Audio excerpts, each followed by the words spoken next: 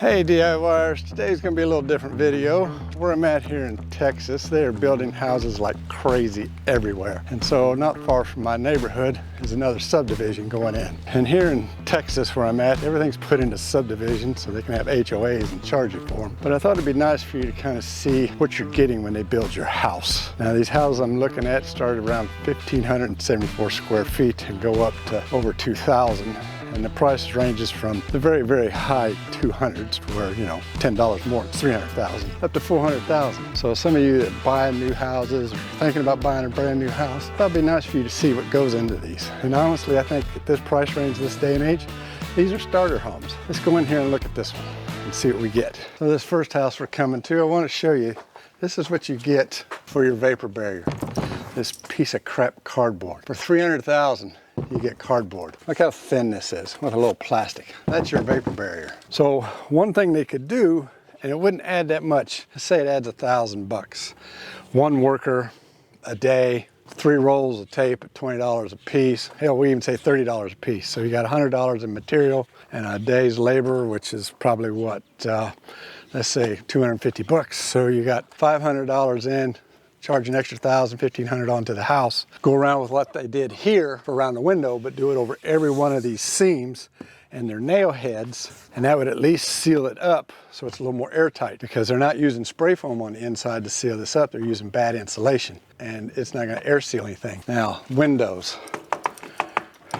They're a vinyl window, but they don't look insulated, so come winter, or our winter here in Texas anyway, you're gonna have moisture condensation accumulating on the inside. How do I know? Because I did it at my house. I do at least have some flashing around the outside, which is probably code. And just to let you know, this is code. This is code. They're not breaking code, but I'm just thinking, how cheap is that for this price? How expensive a house do you have to get a decent vapor barrier? $500,000? Well, we're gonna see, because some of these are worth 400,000. So let's go inside. And let's talk about penetrations through the wall. Now, what I do really like about this is they got the electrical box on the inside. That means there's no penetrations through the wall to the outside, whereas mine's on the outside. Why do I care? Is because with that penetration, it's hard to seal up. And two, I have to go out in the rain to get to my electrical panel. Other nice thing, but I didn't know they could do this, is the grounding wires on the inside. And here's the problem with that. See these big holes right here? You can't seal around that. You're gonna have tons of air sucking around it. Just like this down here, they just punched a hole in it and put it through. Actually, they just cut and put a hole through it. Now, they did do some spray foam to seal it up. I like that. They put some around behind this electrical box. And here's this penetration here. Most likely is the air conditioning unit. And they spray foamed around that to close that penetration up. I do like that they did that. Now these clips you see here, that's code. They have to put that over wiring. So when you go to screw in the drywall, if you hit that, you know you're hitting over wire and you need to move your screw. Nice thing is, at least they put an attic access with stairs in this house. It's gonna be in the garage. Whereas in my house, it's in the hallway and it sucks, it's really small. There's that cheap old cardboard for your vapor barrier there. How well they did at sealing that up. You look at these boards here, they look real straight. Look, they didn't even cut it long enough, but they nailed it in anyway, who cares? They don't care if they cut it straight, they don't even care if they cut it long enough. Other thing I noticed, don't know if this is code, don't know what's going on. But you see, these are 16-inch on center framing here. That's 19 inches. And again, here we are at 2 foot on center. This one's what I really like. This is 2 foot on center. And look at that. There's no bracing in it yet. Wonder if there's gonna be any. I don't understand why in some areas there's 2 foot and other areas are 16-inch on center. Now this green stuff that you see on the bottoms, that's something they spray on. I think it's a boric acid, I think it is, they put on here, and it's kind of a bug retarder and stuff they put on. That's actually kind of nice. I doubt they did it at my house. See when they nailed on this cardboard, how many nails missed? And they didn't even care. Plastic in this corner, I guess that's the vapor barrier there. You see here, they're using these I-joists as their upper framing, but as you come over here, they're using 2x lumber. Other thing I want you to notice, outside wall, 2x6 framing. I'm sure they're gonna put insulation in there. We'll see if we can find it in another house. 2x4 framing. Why is that? Why do you get 2x4 framing? And outside here is the front porch. Why is this 2x4, but this is 2x6? To me, this is still an exterior wall. And ain't this a pretty straight stud they tried to keep straight? And again, they missed a bunch of nails trying to put this paper on. This is the problem with that paper. See, it was nailed, but the nails ripped out. Good wind. Gone. This is what you got for a vapor barrier. Hello. That's a huge hole. Can't seal that up. All right, out here on the roof. At least they put architectural shingles. I mean, they're probably not the best, but they were too lazy to clean up their nails. They just left them lay there, let the wind blow them off. Who cares? Again, more excellent vapor barrier going on here. See, they missed every dang nail with the stud, and they ain't gonna correct that. They're just gonna put your siding over it and call it good. As I'll show you on the outside here, they've already got the siding up. It's hardy cement siding board, which is okay if you like that, but where it's not at is where there's gonna be brick. But as you see on this side, you can see the penetrations. They put the hose bib in, this big steel black pipe. You can see right outside, that's not sealed up at all. Major air leak. And like I said, these are considered starter homes. Starter home, $300,000 this day and age. Pay a lot to get crap, unfortunately. Again, I'd like to know how much do you have to pay to get it done right? $500,000, million? I don't know. Now, one thing I want to show you, it's pretty common, at least in my subdivision. They put these kind of tubs in. They're easy to do. They don't leak, don't cause a hassle. And just so you know, the builder of these homes, same builder of my home. Think they're going to do any different? No. Iron down some of these walls. They actually don't look too bad. And like this wall here, it's not too bad. It's pretty close to plumb. If you look at the bottom where the laser light is and you go up to the top, you can see where the laser line is on the top board. They're out about 1/4 inch. That ain't bad. I've definitely seen a lot worse. So I've checked quite a few of these walls and they actually did a pretty good job. Some of them are dead on all the way to the top. Some are out this way a little bit, that way a little bit. Probably no more than 1/2 inch. So, I mean, that's pretty good. I've seen a whole lot worse. And I'm just using my Lasco green light laser level. You may recognize it if you saw the video that I did on it. One little thing I want to point out, I don't know if this is code or not. This is styrofoam. Now, I get it. You put the styrofoam here, thermal barrier means you can insulate this header. But look how, I mean, really? You're gonna call that insulation when it doesn't even fit the header boards the way it should? Personally, what it is, they forgot to put a piece of plywood in there and make the header. And this is their fix. But you'll never see this. This is the thing, you'll never see this. Here's another nice little feature. I'm sure they didn't do to mine, but they spray foamed the bottom plate, and it looks like they put some spray foam right here to seal this up. Again, they're siding on the house, so this is against airtight. With this being sealed like that, it'll keep bugs from coming through, and it prevents the air leakage. And they put this on since we were here last time, and this is going to be pretty much, I'm guessing, their air barrier. So when they put their sheetrock up here, it sits against here, crushes against that. It prevents air leakage up into your attic. And in this house, they've started the insulation process, and you see it's just bad insulation that they put in, and they only do where it's living quarters. So that wall over there didn't have any on it because it's a garage, it's an outside wall. And you can see the batt insulation. You don't get airtight sealing. You can see the gaps there like you would if this was spray foam. Now, even though they spray foam to seal it up, you're not air sealing something like that. Yeah, they got this little plate over it, but I guarantee there's air leaking around that. And you see these are double studded walls. Not sure why it's that way, if it's because it's a 2-story or there's a stair here. When you first look, you're thinking, wow, that whole bay is insulated. Nope, it's not, just the front. And again, how much more does it cost to do it? I don't know. Apparently enough they don't want to do it. That little pinhole, now you don't. But air's still getting through it. Here it is on the outside. Here's your insulation air protection right there. Yes, it will be covered by sheetrock. Yes, it'll get mud and taped, but it's still a hole and a leak, and this isn't insulated. Again, they didn't care enough to recut a board to fit. See the daylight in that outlet? Oh yeah, we spray foamed over it. We sealed it up, missed it all together. Same with that one. Missed it all together. All right, so we're in one of the houses that's got sheetrock and it's somewhat finished. They do textured walls here. Some people don't like them. I actually like them. But what I want to point out is I don't expect them to do floated walls in these starter homes. So them putting the tile directly to the sheetrock or whatever, I get that. But what I want to show you is there's no trim here, and they're just going to show this raw, nasty edge of this tile where it was cut. And as far as install, it sucks, because there's lippage everywhere. Everywhere. Every tile has lippage.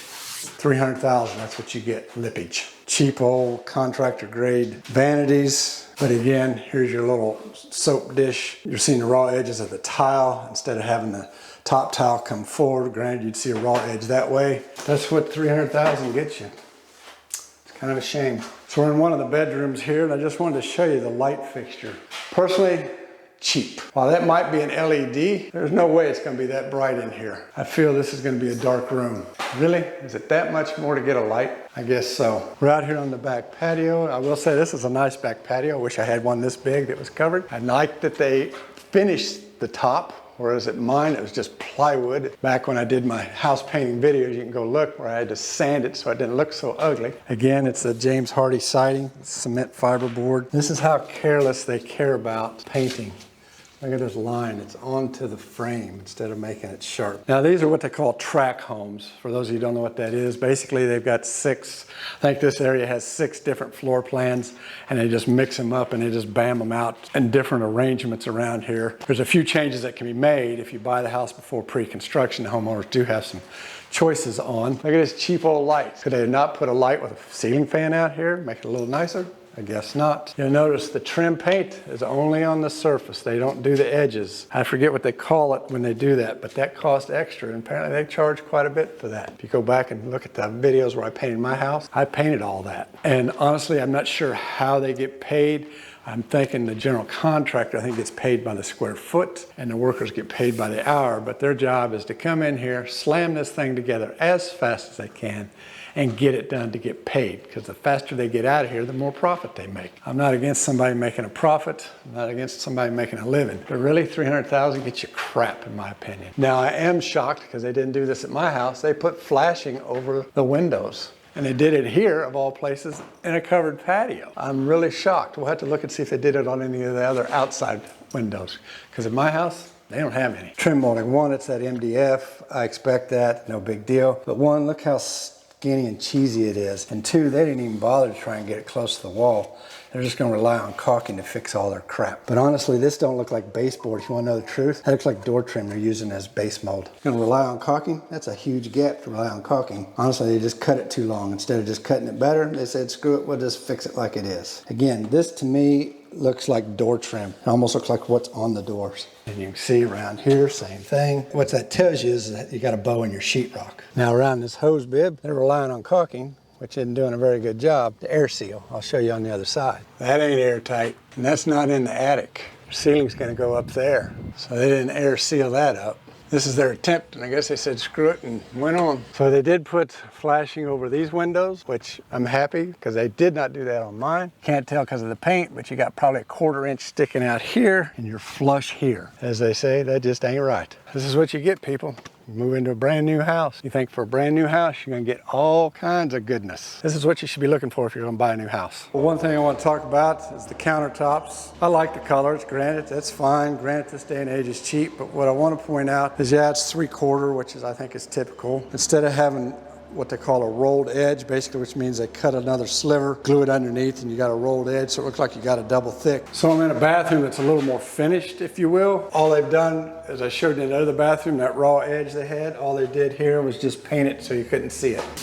Whoever did this shower did a much better job. Very, very little lippage. Raw edge here. I don't know, maybe they're gonna paint it, I guess. It's gonna look like crap, but whatever. Here's what I want to show you. Look down this trim right here. See where that bows out? That's because the sheetrock bows out. They did a good job through here. I don't feel it through here, but you can feel it here. Now, most people come into a new house and they'll be all, look at the clean walls, look at the new cat. They won't notice that. Buying a brand new house, to me, it shouldn't look like that. Now I got my laser line set up here. So it hits the ceiling there and goes down that wall.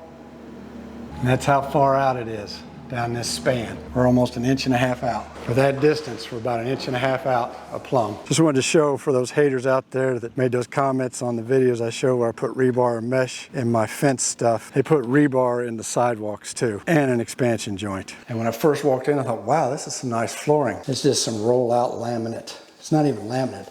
I'd call this linoleum's what I would call this. Really? $300,000, this is what you get. As they say, caulking makes what a carpenter ain't. This is what you're paying for when you get a brand new house. But a lot of you don't look at them like this. It was a week ago I came in here and toured this, and I showed you they hadn't spray foamed around these windows. Shockingly, I come back now and they have. I take that back. I'm happy to see that they did that. That's very nice. Air seals. Where I'm at here in Texas, they do what they call slab on grade, meaning we don't have basements. They pour the concrete right on the dirt. What I want to show you here, and they did this at my house, is because this is very, very heavy clay based all around here. And so in the summer, it gets hot and that clay dries up and shrinks like you wouldn't believe and pulls away from your foundation. And when it does that, it's going to cause it to collapse and break. So what they've kind of gone to doing to prevent that is you see all these red stripes going through here, that's cable with a sleeve on it. And so what they'll do is they'll pour this, and then when it's cured long enough, they'll come back, and like this cable that's sticking out here, they'll come behind with the machine and pull on it, and actually they'll do it in two directions. As you see, it'll cause your foundation to be under compaction. So during the summer when you got the heat and the shrinkage, and in the spring when you got the rain and the expansion, this is to try and alleviate from your foundation breaking. And the other thing you'll notice, you've got these that run on the top here. They've also got right down here all around the edges and through these little gullies right here, they've got cable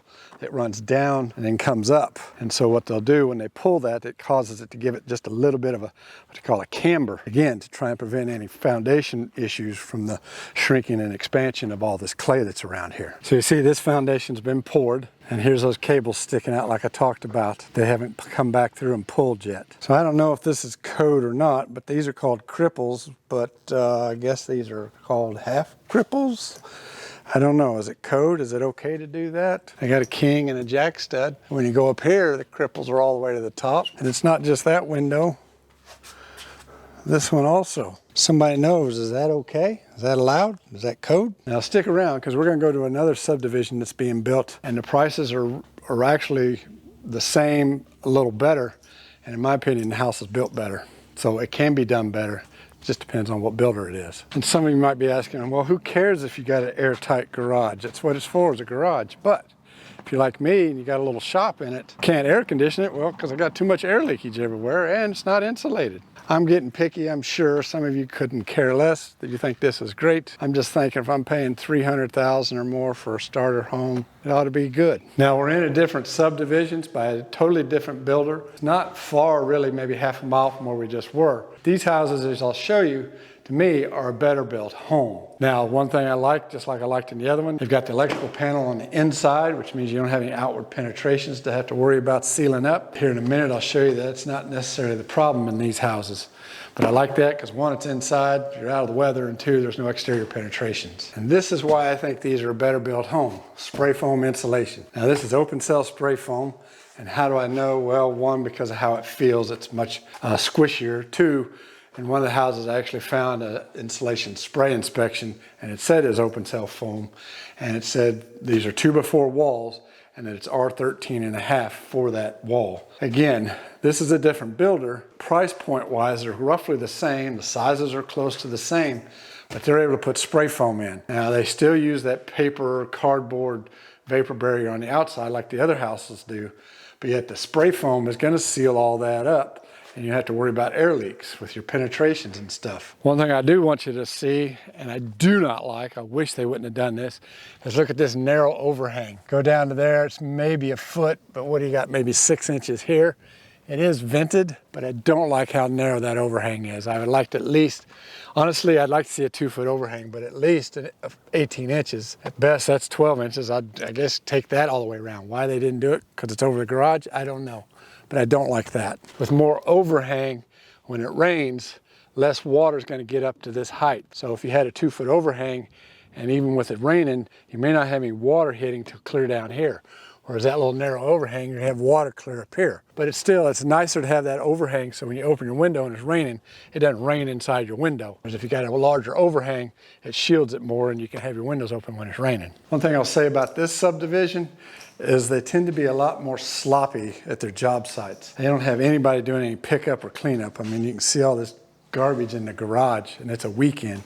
You'd think they'd clean this up for the weekend, but I guess not. As for the door casing, they're using finger jointed pine, or at least it's wood. That's kind of nice, but on the other hand though, they're just using MDF for their baseboard, but they are using a nicer baseboard. If you remember back at that other place, those other houses, they're using a little bitty narrow one that looked like door casing. It is a little bit of an upgrade for a contractor grade.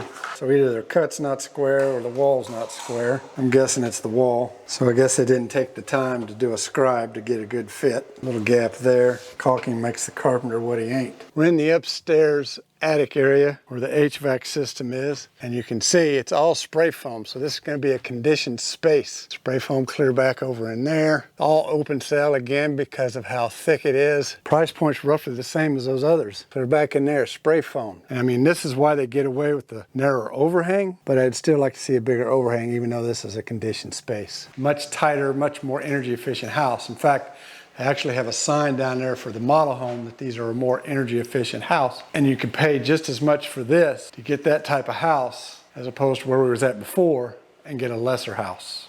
And here you can see the baseboard molding they have in, but at the same time, you know, their walls aren't much better. That's a lot of caulking. Surprised they didn't come and nail that a little more. Guess I forgot a few nails. Here again, this is how I know they spray foamed the exterior walls. There again, evidence of spray foam all over the front door. And here, you got actual real tile on the floor, not that linoleum crap that we had in the other house. Again, price point, roughly the same. You got spray foam, you got real tile, got a spray foamed attic, conditioned space, better trim. I'll get you a picture, but this wall curves too, but caulking filled the gap. Look, mud daubers are already moving in. They like it too. I like that they got a ladder to get into the attic. Unlike at my house, I have to get my own ladder, so that's nice. We'll go up in here and you'll see all spray foam. It's really nice when you have a conditioned space for your HVAC to be in, because if you have a leak in the ducting system somewhere, it doesn't matter as much because you're losing it to a conditioned space versus just a hot attic. On the other side of this wall is a garage. Price point roughly the same. See, like I told you, they use the same cardboard for your outer vapor barrier. For their exterior penetrations, they put these little sleeves over it, flashing tape around it to seal up for air, which is nice. Now some of you might think, oh, they forgot to seal down here. No, you do that on purpose, so if by some chance, any chance, water gets in behind there, it's got a way to get out. But it's gonna all be bricked anyway. And since they spray foam all this, it seals up any holes, any missed nails and that, and it makes an airtight house. Those cables I talked to you about have all been pulled on this foundation. Again, a nice flashing around your water spigot through the house makes it a nice airtight seal. These vinyl windows, they're cheap windows, they're not insulated. And when I say insulated, I mean they don't have any kind of hollow areas to them that I can see by looking around them. It gives kind of a thermal break and causes them to be insulated. For everything they're doing on this house and how well they're doing, I would expect it a little better window. They're using this mold, water-resistant sheetrock because it's got the blue paper on it. I'd have liked to see a little Dura-Rock on there before they put the tile, because eventually this stuff's gonna fail. But they're doing a lot of things right. And I'm sure what they're gonna do for their waterproofing is they're just gonna use Red Guard or something and paint on here. And if you've watched any of the videos about tiling and bathroom and stuff, that Red Guard fails quite a bit. And you can see all their outside corners. They've got a flashing tape on them to seal them up, just like here, which is nice. They wasn't doing that on the other place. Sure is a waste of a lot of good sheetrock still in there. Now you see this house behind me? You see it's got Tyvek house wrapping on it? Now if you're like me, the first thing I thought of was, did they actually Tyvek wrap this house over that cardboard stuff that we've been seeing? No, actually, I don't know if this was an upgrade to this house package or what, because this house is already sold. They actually sheathed this whole entire house in OSB, as I can show you here. But the whole thing, both stories, are sheathed in OSB and then Tyvek. What's the big deal about that, you ask? Well, one, it makes it a better house. So when they go through to insulate this house with the spray foam, you're gonna get a much tighter seal around the envelope. And so you're gonna have a much more efficient house as far as energy goes. And two, with it being sheathed in that stuff, now it's more structurally sound because it acts for shearing. Now there are a couple others in this subdivision that I've seen that have that Tyvek on them, but I don't know, because they were so far along, I don't know if they got OSB on them. I'm gonna assume so. So in this particular subdivision where they're doing a better job, you got the option of the cardboard on your outside or sheathed in OSB, which is really nice. You can see in the background there, they're putting up another house. Now this particular subdivision, it looks like they only build once the house is sold, except for the model homes, which, you know, with the way the economy is right now is kind of a good deal because it's cheaper to sit on empty land than it is to sit on a house that's built that isn't selling. So if you're thinking about buying a brand new built house or having one built like these people are that are getting these houses, go through and look at them as they're being built. Now this house I just showed you back here, it took them about 2 weeks to get that far. So you need to be going to your new home at least twice a week and taking a look at it and inspecting stuff.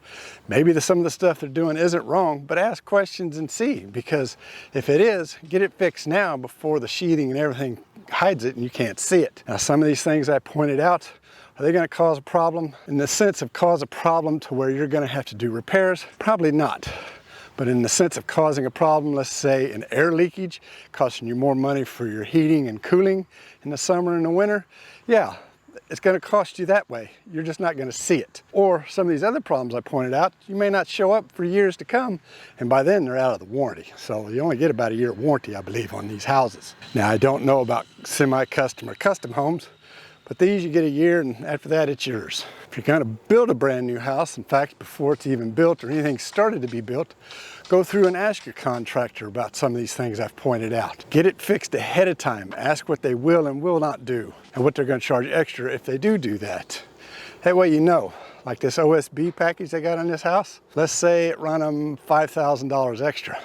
Personally, that's well worth a $5,000 upgrade in the future going forward over that cardboard stuff. And the other thing, look towards the future when you build in your house. Don't look in the moment of, oh, I'm getting a brand new house. Example, your garage. Have it sealed up, have it insulated. That way, if you build a shop down the road, you can heat it or cool it in the summer and winter, so it's much more comfortable to be in. And two, it's gonna add a little upgrade to your house and make you stand out a little bit over the others. Now, these issues I've pointed out, they're not unique to where I live. If you live in an area and they're building some houses, go by one evening after they're gone, or on a Sunday when nobody's around. Don't go when there's people there, don't get in their way. They're gonna kick you out and yell at you and stuff. But go when there's nobody around and just walk through and take a look at it. You'll see these things I pointed out aren't unique to where I'm at. They're done everywhere. Now, I wish I knew of an area where they're doing a custom home or semi-custom home.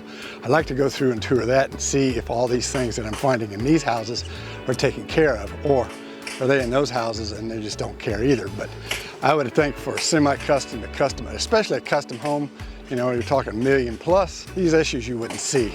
Now, I get it, it's very exciting to have a brand new home that nobody's lived in. You got the excitement of moving into a brand new home. But when that excitement wears off and you start to see the crappy tile job, the cheap molding they put in, the curved walls, the out of plumb walls, you know, the thick caulking to hide the cracks that they couldn't fix, by then it's probably past the warranty time and you're stuck with it. So go in there and have a look at this at all stages and make sure it's done and done right. If it costs you a little extra, it's well worth it in the long run. Besides, if your house is done right, but the three around you that are being sold are not, that'll show up in the price. So if you're going to buy a new home, the things I've pointed out are definitely not an exhaustive list of mistakes or things that are right and wrong, but it's a good start for you to go looking and see for yourself. And I hope with the making of this video, it's opened your eyes to the fact that just because it's a brand new house don't mean it's all glory, and that it helps you out if you're getting ready to build a brand new house, or thinking about it, or thinking about moving into a brand new house. Again, once it's ready to sell, a lot of the mistakes you won't see, and you can't go back and fix them if you don't see them. So until next time, happy DIYing.